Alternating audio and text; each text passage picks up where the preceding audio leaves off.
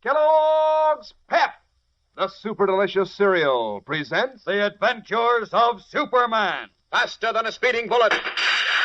More powerful than a locomotive.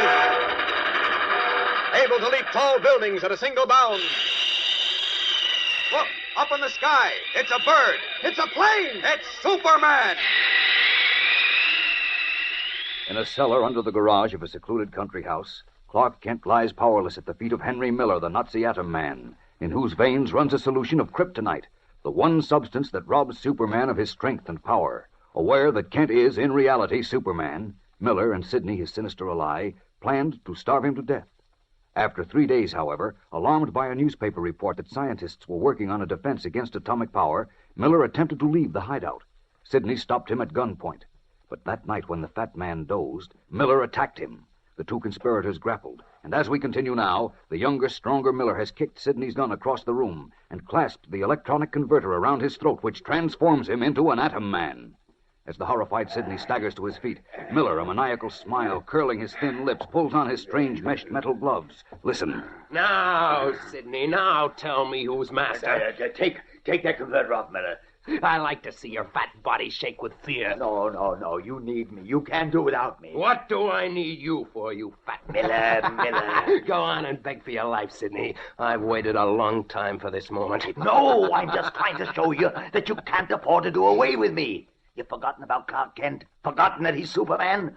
He'll regain consciousness when you leave and come after you. Even if he recovers, he can't stand up against my atomic power. But he can make you exhaust all your power on him, as he did that time on the beach. Then what do?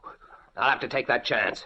I can't stay here until he dies of starvation. It might take months. And in that time, those American scientists may perfect their defense against atomic power. But if you work with me, you won't have to fear the American scientists or Superman either. Why not? Because I know where there's more kryptonite. What? More kryptonite? Yes. So even if you're forced to destroy a dozen cities and fight Superman again, you'll still have all the atomic power you need. You're lying to try to save your skin. No. I'm telling you the truth because I have to. The Scarlet Widow cut up the original kryptonite fragment into 4 pieces. 4? Yes. Teufel stole 1 piece, which your father dissolved in Germany and injected into your veins. And you bought the second piece from the Widow, which is dissolved and in my veins right now. That's all there is. You said so when you got it. I tell you, there are 2 other pieces. You're lying. It's the truth. I can prove it. You can? Prove it, then. Where are they? Oh, no, my friend. I'm not so stupid as to tell you now. You'd finish me off, then get the kryptonite yourself.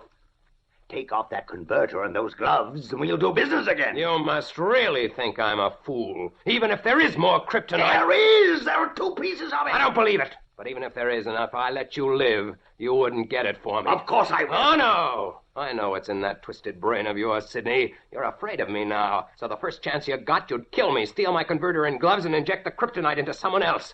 Someone you could control. You're wrong. I wouldn't do anything like that. No, you don't back up to that gun. I'm not. You've got to listen to me, Miller. Don't back up, I said. All right, Miller. All right. I just wanted to... Get to this phone. Drop that phone. Take off your gloves first, quick, or I'll have Gito call the police. They'll surround the place and shoot you. They will, eh? No, don't touch the converter. Yes, Master. I've already thrown the switch. Can't you tell by my voice? In a moment, Sidney, when my atomic power builds up... No, don't, Miller, don't. Please. For the love of heaven, don't. Something is wrong, Master. Now I'm ready. Here comes the green lightning. Goodbye, Sidney. No, please. Ah! That's the end of him. There. No use wasting my power. Now to get out of here. Let's see, I'll want the officer's cap and the overcoat. It was nice of Sidney to produce the coat and to dye my hair. There, I'm ready. The ceiling panel is opening. Master, what's wrong? It's Gito. I better take care of him. Master, what happened? Oh, you killed Master. I fixed it. That knife won't help you. Say your prayers, Gito. Oh! That finishes Gito.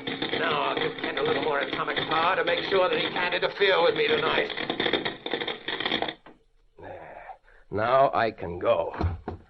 Goodbye, Sidney! Goodbye, Superman! Happy dreams! I'll fix things so you won't be disturbed. Laughing triumphantly, the Atom Man throws a hidden switch and watches a heavy concrete section of the garage floor slide closed, entombing the unconscious Superman with the bodies of Sidney and Gito. Then, stepping into Sidney's black sedan, he drives swiftly to Highway 33, leading to Metropolis. We'll return in a moment for the dramatic climax of today's episode. But right now, let's hear from our announcer. Say, I'll bet you're having a good time on your holiday from school, gang. And I'll bet you're having a swell time working on your collection of those new comic buttons that come in packages of Kellogg's Pep. Aren't those buttons a knockout? Bright, sparkling comic strip colors on sturdy metal enameled clear white, so that the pictures of your favorite funny sheet friends stand out like anything. Take Orphan Annie's dog Sandy, for instance. Boy, he looks so real he could bark. Or Smokey Stover in his fireman's cap and uniform. Or Superman himself with his bright red cape flying in the wind. Why, these buttons look as natural as the characters themselves. And what fun it is to add to your collection by swapping duplicates with your friends, to compare notes on who has collected the most.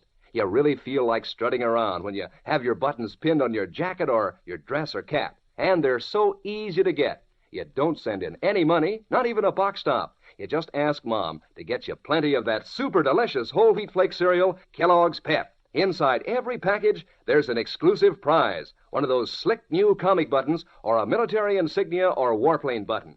Remember, that's P-E-P, Pep, made by Kellogg's of Battle Creek. Now back to the adventures of Superman. It is almost an hour since Henry Miller, the Atom Man, left Sidney's garage in the dead spy's car and headed for Metropolis, 55 miles away. Now, weak from the effects of Miller's atomic power and from hunger and thirst, Clark Kent, who is Superman, finally manages to struggle to one knee, and then, with great effort, to his feet. Staggering, bracing himself against the wall, he makes his way one step at a time to the small switch controlling the sliding section of the concrete garage floor above his head. Must get the phone. Call Inspector Henderson. Stop Miller. Too weak yet. This switch. I've got to throw it. There. Something's wrong. Ceiling doesn't open. Try again. It still won't open. Oh, I see. Miller pulled wires out in garage. I have to get up steps. Break through the floor if I can. Oh, I'm so weak. But I have to. There. Now, break through. Oh. Try again. Oh, once more. Oh, didn't even crack it. Oh, I can't do it. No strength. But have to warn Henderson. Tell him Miller's heir died. Wearing army officer's cap and coat. Must break through. His haggard face drawn and pale, Superman crouches under the foot-thick concrete floor, pushing his weakened hands and shoulders at it again and again. In vain. Meanwhile, having arrived in darkened Metropolis, Henry Miller is in the phone booth of an all-night drugstore, his stolen officer's cap pulled low over his eyes, his overcoat collar muffling his chin. He has just dialed a number. Now he waits, the ringing of a distant phone in his ears. Hello? Hello? Is this the mayor? Yes, who are you? This is the Atom Man. Who? I said I'm the Atom Man. The what? Never mind. I called to warn you that in 2 minutes I'm going to blow up the Metropolis Stadium. What? Are you out of You your... heard me. In 2 minutes I'll destroy the Metropolis Stadium. I'll call you up later to tell you what's next. Now, look here, young man. If this is your idea of a joke... If you think it's a joke, keep your ears open, Mr. Mayor. Wait. So, who... What? Goodbye. Quickly hanging up the phone, the Atom Man leaves the drugstore and, entering Sidney's black sedan again, drives a few blocks and stops in a dark street. Looming ahead of him is the gray, unlighted bulk of the great Metropolis Stadium. The Atom Man steps from the car, his strange meshed gloves on his hands. A smile curls his thin lips as he reaches inside his turned-up collar for the switch of the electronic converter fastened to his throat. Can nothing stop this madman? Fellows and girls, don't miss Monday's tense, exciting episode when amazing things take place. Tune in, same time, same station, to follow the adventures of Superman. Faster than a speeding bullet. More powerful than a locomotive. Able to leap tall buildings at a single bound. Look, up in the sky. It's a bird. It's a plane. It's Superman. Fellows and girls, be sure to follow the adventures of Superman, brought to you every day, Monday through Friday, same time, same station, by the grand old Kellogg Company of Battle Creek. And for other thrilling adventures of Superman, see your local newspaper. Superman is also a copyrighted feature appearing in Superman DC Publications. Welcome back. Superman's going to need a little time to get his second win. We'll see whether Henry Miller's impetuousness and incompetence will help him out along the way. Something to me really begged a question here when we had the death of Sidney. Now, Sidney is killed by Miller while he's calling his servant downstairs. Now, what this really question comes to me is why didn't Sidney go upstairs, hand the gun to the servant, and leave the servant guarding Miller for a while, rather than trying to stay awake down there? It didn't make any sense. But there are going to be these little plot holes. Well, we'll see if Henry Miller will carry out his threats and what will happen with Superman. Join us again on Sunday for part 14 in this exciting adventure. In the meanwhile, if you have a comment, send it to me, adam@adamsweb.us. Be sure to check out Tales of the Dim Night, dimnight.com, now available through January 2nd for only 99 cents in ebook form. Go to dimnight.com or just do a search over on Amazon and you'll be able to pick that up.